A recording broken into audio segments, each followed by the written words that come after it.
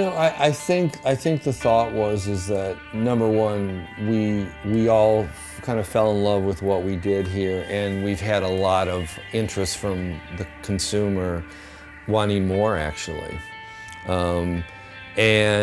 So we've talked a lot about, again, a new edition for the fall. What's next? What am I missing in my wardrobe, kind of thing, when I want to put the watch together with it? And that's really what we talked about.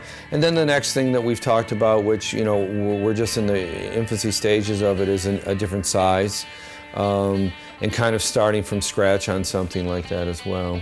We knew how to make beautifully perfect, elegant shoes. We knew how to make those. But to make shoes that feel like you had them for your whole life was nothing that anybody at the time, this is back in 2000, 2001, was really ever approached at that point in time.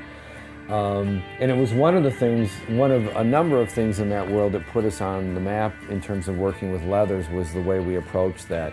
We didn't just wash something and dry it out and make it a rock, We really worked on things that were all done artisanally by hand. This isn't just a big name company that I'm buying a watch from. This is somebody that, hey, you scratch the case, send it to us, we'll buff it out for you, there's no charge for it.